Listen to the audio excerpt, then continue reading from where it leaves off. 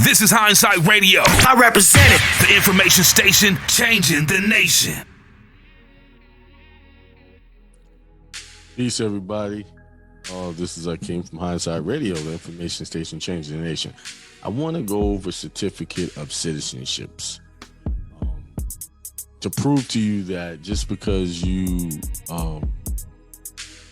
might have naturalized in, you're still not a U.S. citizen by their own definition and by their own proof of citizenship. Also, some people are born in other countries, but they may have one parent that was born here in the United States of America, one of the 50 states of the Union.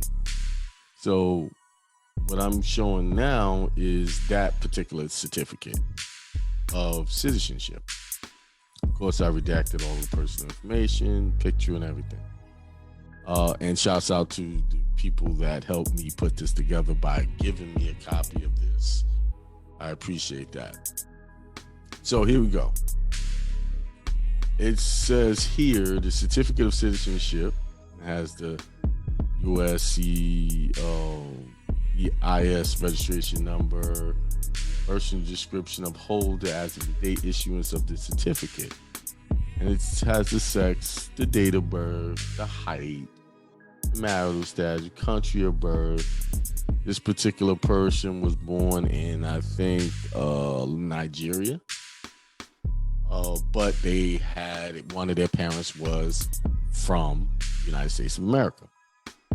And it says, I certify that the description above given is true and the photograph affixed here to is a likeness of me.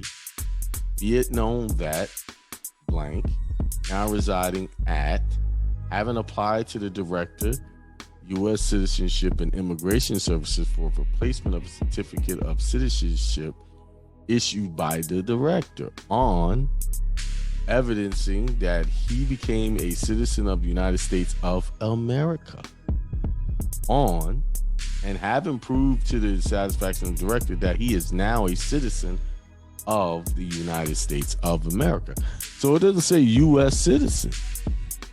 You have to understand, U.S. citizen and a United States of America citizen are two different entities or designations or statuses.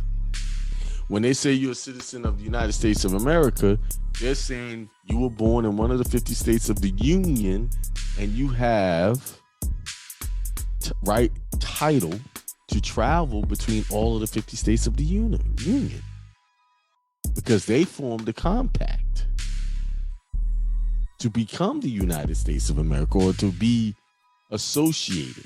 It's called a confederation. You see? What is a confederation? A confederation definition. Confederation. These are things they should have taught us in school. Confederation is an organization which consists of a number of parties or groups united in allegiance or league. So all of the states got together and became a group, formed an alliance, which they called the United States of America. They did not call it United States. The act of confederating or the state of being confederated. Okay? And that's why when they do the citizenship on these certificates, they're saying that. Okay? All right. Just before I get into that, you can form a confederation or an association. That's exactly what you're doing when you're doing your unincorporated associations. You're forming a confederation. Right? All right. Let's share the other one. This one is going to be of someone who was born in another country. Both parents was born outside of the United States of America. This particular one. Let me show you how that reads. Here it is. This is one of someone who was born in another country. Parents were foreign. And it says here, I certified that the description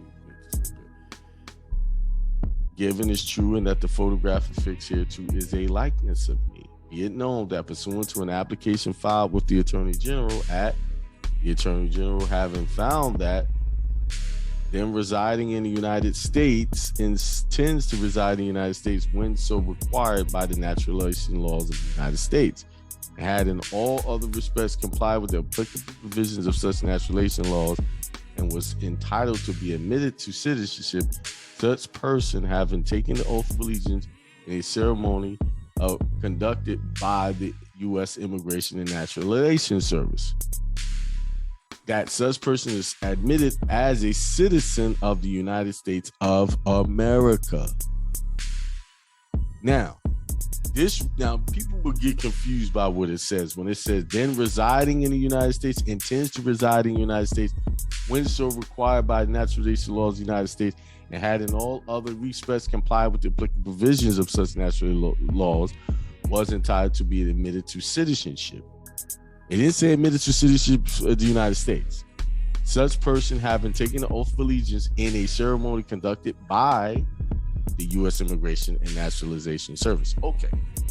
When people come into this country and they want to naturalize, they have to go to a federal territory to do it. They got to go to the naturalization offices to do it. So they are in essence residing in the United States, intends to reside in the United States when so required by the naturalization law of the United States. So they did all of that in the United States, but the United States can't create citizens for themselves. You cannot take an oath of allegiance to the United States. You can only take an oath of allegiance to the United States of America. So the United States, when it facilitates the process for people to become naturalized and become citizens of the United States of America. And you have to do that inside of the United States. Okay? So there you have it. Showing that even if you naturalize, you're still not a U.S. citizen. And that's why my passport process is so successful with people from other countries. Because you're making it plain that you're in New York, USA. You're not in the United States. And they give it all the time, no problem. Do it all the time. I've seen, in my experience, the people who come from other countries get better results or faster results. It's the ones that's been here that sometimes get pushback, but they still get it. They just get a little pushback. But I don't know anybody to date that's gotten pushback. Maybe there's one person, I think. And that's mainly because that person wanted to do their own thing. So there you have it. Just because you naturalize, you're not in the United States. Just because you're born in another country, but you have a parent that is not he's born in the United States of America. It could be one or both, because some people are in the military. Still, the certificate says United States of America. It doesn't say U.S. citizen. And to go back in on the U.S. citizen thing, you only become a U.S. citizen by your voluntary actions of filling out W-9 forms and checking off those boxes. Okay? Checking on, I think I'm going to do another video on the W-9 and just show you something simple so that you can just, so you don't get pushed back, get the jobs, fill out the W-9, just take out one sentence that makes you a U.S. citizen, because you can do a substitute W-9. You can do a substitute W-9, and the rules say it. All right. Peace. There you have it. Peace, prosperity, and stream. This is Hindsight Radio. I represent it. The information station changing the nation.